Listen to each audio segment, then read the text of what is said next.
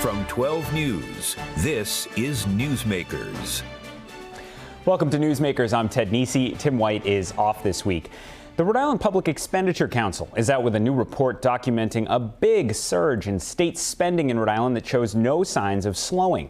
I sat down with RIEPC CEO Michael DiBiase earlier this week to discuss their findings. Mike, thanks for sitting down to talk with me about the new report on the budget you guys have out. I'm happy to be here. So you and I think about the budget a lot. We can nerd out about the hospital licensing fee and the revenue estimating conference, but I want to zoom out for the average person, the average taxpayer. How would you describe your basic findings after you and your team spent some time really going into the weeds about the trends with the state budget and state spending? So we've gone through a period of extraordinary growth in spending, both from federal money and from state revenues coming in. And we're continuing that spending growth despite the fact that revenues have cooled off and we have uncertainty at the federal level. So that's concerning to us. Do you think lawmakers understand how much they've been growing spending beyond just the basic growth in the economy? I'm not sure. I think that, because particularly Medicaid and Health and Human Services has been going up so much, it looks like the budget is tighter than it has been. That's being fueled not only, I think a lot of people think it's the federal money, and that's been a big part of it, but there's been a big increase in income and sales taxes. Those rates have not gone up, but people are paying a lot more in taxes, and the General Assembly and the governor has been spending that money at a relatively high rate. And then finding new sources of money in this new... That was what's, this current budget is new. It's the first time in several years that we've had some significant increases in taxes and fees. So before that, we've been relying on surplus funds or natural increases in revenues. This budget, the General Assembly and the governor to some extent went to new taxes and fees and increased taxes. And that has to be alarming on some level when you think about the sustainability of the state budget, because if until now spending has been growing beyond the just general rate of inflation and growth in the economy, and they still didn't feel they had nearly enough to put together a balanced budget this year and needed several new sources of revenue. The new tax, the Taylor Swift tax that's getting all that attention and everything else. It just would seem to me that really says the spending pressures are very significant right now, even after all the increases we've had in recent years. Absolutely, and that was the dispute that we had at the end of the session between the governor and the General Assembly, that he didn't feel that those revenue measures were necessary. So let's talk a little more in detail.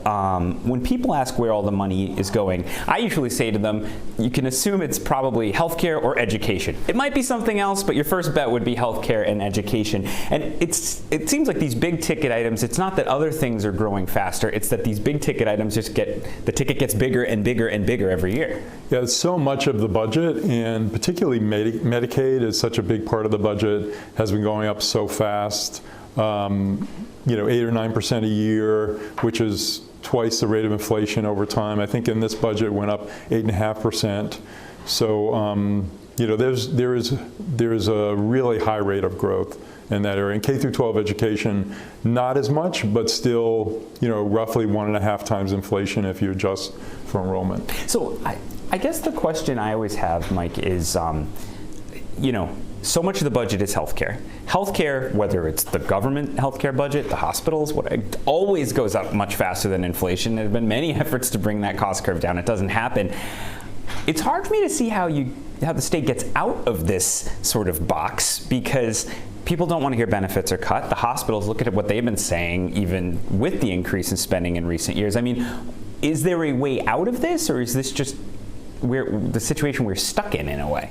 Well, it's going to be interesting because of the federal changes, which have imposed work requirements on Medicaid, and is going to lead to people losing coverage, which is going to reduce some Medicaid spending. It's not going to happen for a couple of years, and even with those federal cuts, we're going to have federal Medicaid spending going up at or above the rate of inflation. So we're going to continue to grow that Medicaid part of the budget. I think there hasn't been enough talk about costs, like why, we've been living with this now for decades, like why does healthcare go up that much? But we really, even in this budget, we don't have a complete picture of where the money is going. there's not as much transparency about what is actually driving these costs, and I think that has to be more of the thinking, not only in Rhode Island but nationally. Like, what are we getting for that increase? So we've increased, for example, Medicaid by 60% over the last 7 years. That's a massive increase. What have we got for that? Have we gotten better access to medical care? What is happening now with the commercial side? We're seeing this big spike in health premiums. So the government side has been stepping up with these enormous increases, and now we're seeing that the commercial side has to pass along huge increases. So I think we have to start talking more about costs, and I don't think we're talking enough about it. You don't hear much from the policymakers. At RIEPC, we're trying to get under those numbers and trying to figure out why. I'm beginning to think that healthcare goes up because healthcare goes up. Just like it has it fuels itself, and a lot of it's driven by Medicare and Medicaid, which are entitlements. The commercial rates are kind of driven by the market and what the insurance companies have only limited negotiating power with the system. So I do think we need to start asking, what are we getting for that increase in spending? Same thing with education. What are we getting? Because one thing to think about with all of this spending that has happened, and you can see from a report, enormous increase in the Rhode Island state budget, there hasn't been any major new programs, new initiatives. Certainly there's been smaller things, but we can't really point to anything that we say, right, there's not that big new thing we do now that we didn't do in 2019. So, so much of it, and I think what's most troubling, and I'm not criticizing the system, because the healthcare system has a lot of people working very hard, but after we put in all of this money, federal and state, over a course of years, and Medicaid enrollments have dropped, and we're still increasing at a rate twice the rate of inflation, and the system is still in crisis, we have to wonder, where can we actually go from here? And now we're going to have to adjust to these federal changes. I want to remind people, you, before RIEPC, you were Department of Administration Director for Governor Raimondo. You were Chief of Staff to Governor Almond. You've seen state government up close. And you've thought about this stuff for a long time. I mean, how much can Rhode Island, we're going back to the healthcare question is where the other place my head is at. So part of what you hear at the State House is, well, we have to increase spending massively to try to keep up with the much richer states next to us, Mass and Connecticut.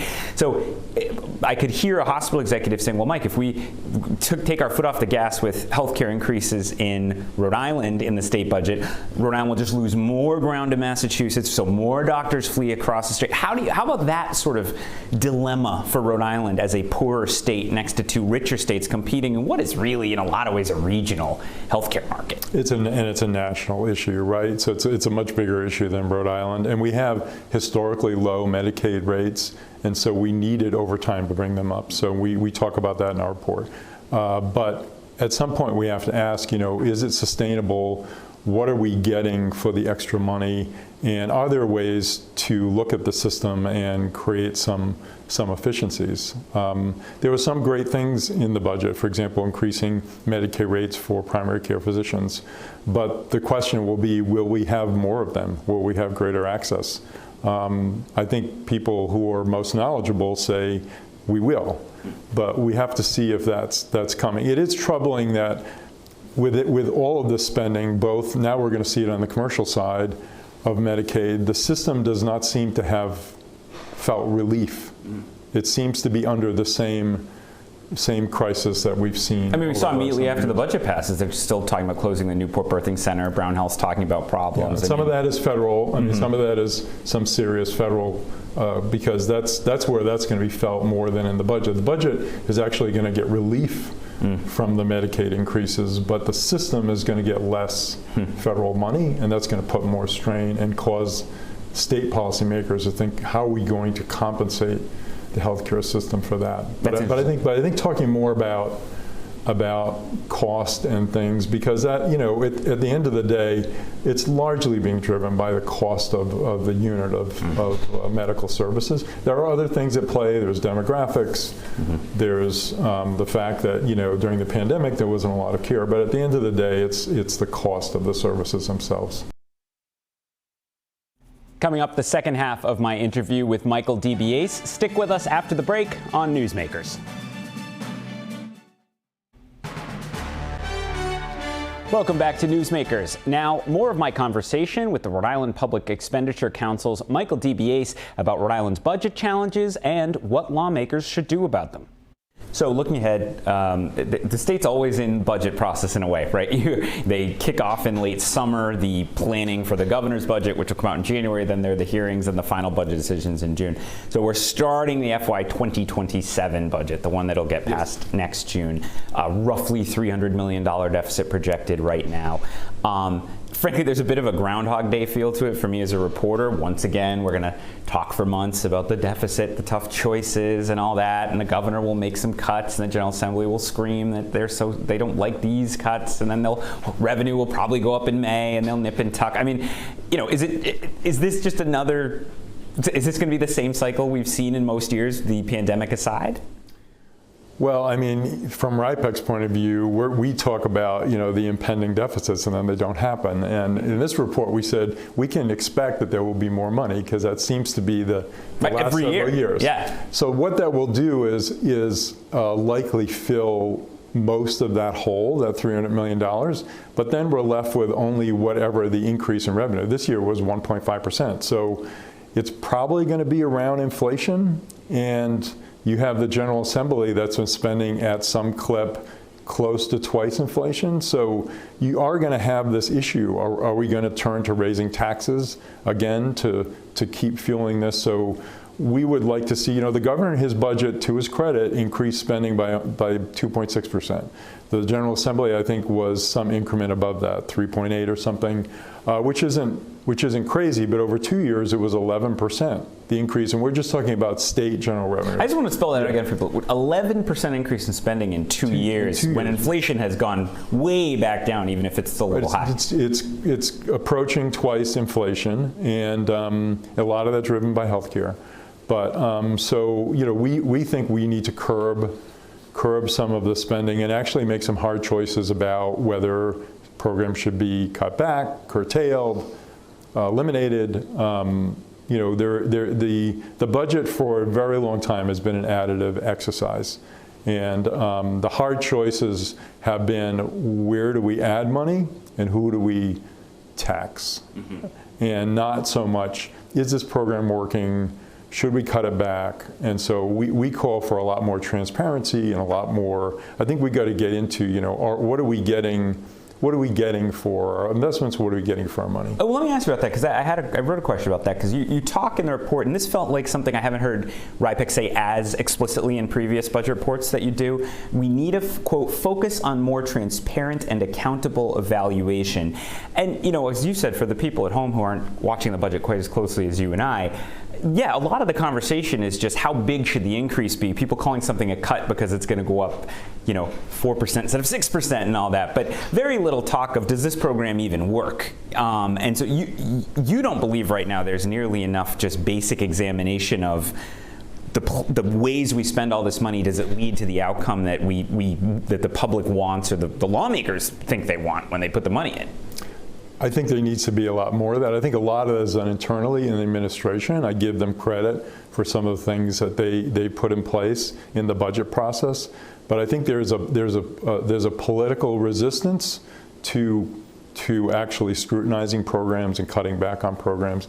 I think we need to have more of that. For example, in healthcare, once again, the governor in his budget put a very large increase in Medicaid. If you look in his budget, it seems like he didn't do much at all. It's kind of in the numbers, it's in the caseload estimates. So we don't actually know. We know some things. We know what hospitals and nursing homes. We actually don't know where that money is going. There's no transparency until a couple of years later, because there's proprietary information, there's managed care organizations, there's all kinds of very complicated structures that keep us from knowing where is the money being spent? Where is it going? That's very striking to me, that the head of RIEPC, which is your whole brand, is we're the ones who write dry reports, in fairness sometimes, who understand where all the money went and are telling you. Even you all feel that when the budget, you might know 6 years later you can tell me where all the money ended up, but when we pass the budget, it is still a little mysterious even to RIEPC exactly where the money is going to wind up and how it will be used. And it's not that anyone is hiding anything, but we've created a healthcare system with managed care organizations that get an allotment that then negotiate rates.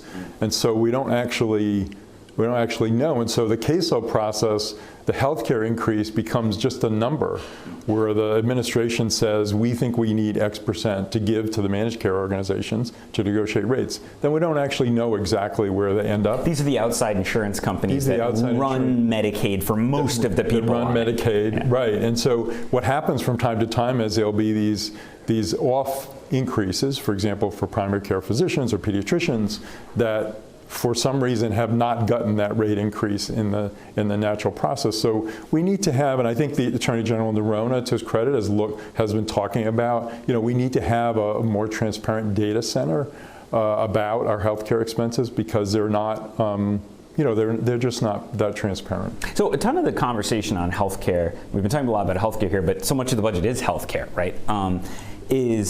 Has been a talk about more money. We need more money. There's not enough money. Look at Massachusetts, more money is needed. You're saying, it sounds like you're not disputing in some cases more money was needed, but you don't think more money is the solution to the wider problem. I guess I've already said that we needed to increase Medicaid rates. They were too low.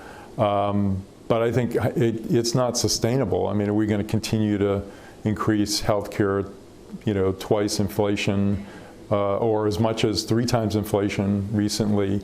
If we're going to do that, we need to come to terms with it. We either have to stop doing a lot of other things in the budget because it's such a huge amount, or we need to tax our people much more heavily, which they're already taxed fairly high. And one of the things you saw in this budget was this health insurance premium assessment that, I think... This is $4 per person per month, brand new fee, and that'll be baked into people's insurance. $200 for a family of 4, that I think is ill-advised at a time when healthcare premiums are high and they are expected to go up dramatically. So this is going to fall on employers mostly, but also employees that pay for part of their healthcare. And I understand why it was done to create more revenues for the healthcare system, but at some point, I don't like that particular choice of revenue.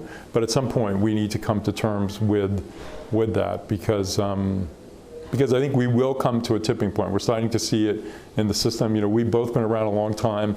Healthcare costs have been unsustainable for 3 decades, but they do come these points where things start to break, and I think we're starting to see that now. When you see things like what's Roger Williams and Fatima, or the primary care, like it's the problems are popping out, or the discussion about closing certain services, which may make sense, right? Every time we do that, there's a big outcry, but at some point we need to look at, what are we delivering? What are the services that make the most sense? RIEPC's always battled with progressive lawmakers who they say the solution's money, more money.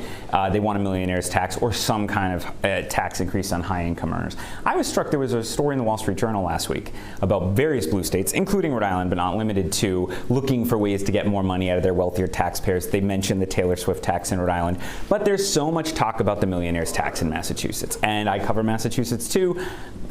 People are going to leave. It's not going to bring in the money you thought. It's done relatively well for Massachusetts. They're relatively happy with it. Some people acknowledge it's hard to track, but does RIEPC take any lesson from that the sky hasn't fallen in Massachusetts yet? How do you interpret that as someone who doesn't like the idea? And that's going to be a talking point next year at the State House. We obviously follow that closely. We vigorously object to increasing taxes, soak the rich taxes. We think it's going to make Rhode Island uncompetitive. It hasn't hurt them in Massachusetts, although there's been other things going on and we don't know yet. The stock market has gone up a lot.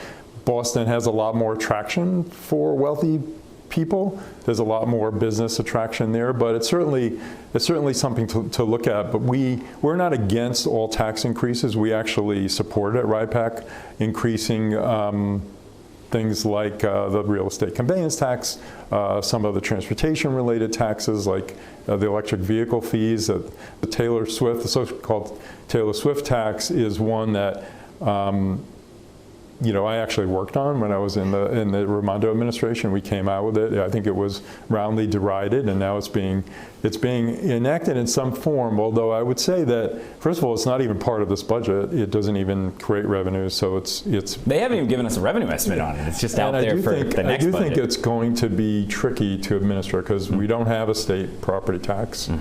It's on vacancy. Thank you to Michael DiBiase for that conversation. We'll be back in a moment with a remembrance of the late Judge Frank Caprio. Stick with us on Newsmakers. Welcome back to Newsmakers. On Thursday, former Providence Municipal Court Judge Frank Caprio died at age 88, leading to remembrances around the world. 12 News reporter Alexandra Leslie looks back at his life and legacy. Judge Frank Caprio has been on our TV screens for decades. The Democratic Party must be reunited, and I can do it. This campaign ad shows Caprio during his unsuccessful bid for mayor of Providence in 1978. He'd previously served on the city council, but he didn't let that election defeat keep him out of politics. Frank Caprio became a giant in our community. Former Providence Mayor Joe Paolino first crossed paths with Caprio 50 years ago. His picture, I was 21, and we were with the governor of California, who was running for president, and Frank was the chairman of the campaign. Paolino says Caprio became a mentor, turned close family friend. He even officiated the wedding of Paolino's daughter. And I went to him and he said, of course, I'd be honored to do it. If there's one thing Rhode Islanders can agree on, it's that Judge Frank Caprio was one of a kind. He showed compassion when others don't. He showed unification when people were living through divisions, that he listened when too many people talk. That was different about Judge Caprio. We lost a great person. They'll never duplicate anyone like him. Donna Bonnell also knew Caprio for decades and considered him a close friend. Toward the last year when he was in the office, we would always make sure that we went there and had coffee with him and, you know, just to say we're here. She and her husband run federal signs where Caprio's face has been a familiar sight. The family printed and installed new signs on Thursday overlooking Providence. The Atwells Avenue business is a time capsule full of memories which the Bonnells were eager to share. Here's a good picture. And there's the judge. Billy, my son, me. Yeah, that's a good one of him. Bonnell told me she was lucky enough to see Caprio just Tuesday. His last words to me were, I love you and please take care of yourself. And that's all the time we have on this edition of Newsmakers. Be sure to download the 12 Plus TV app to watch all of our 12 News programming, including a new show hosted by my colleague Eli Sherman, co-hosted by Dan McGowan and Kim Kalunian, Behind the Story, a weekly show that takes you inside the reporting on the region's biggest story. Eli brings in reporters from Rhode Island and southeastern Massachusetts. This week, the Providence Journal's Patrick Anderson. Again, you can find that on the 12 Plus app. Also airs at 8 a.m. Sunday on Fox Providence, and again at 11 a.m. on the CW Providence. I'm Ted Nesi. Tim White will be back next week. We'll see you then here on Newsmakers.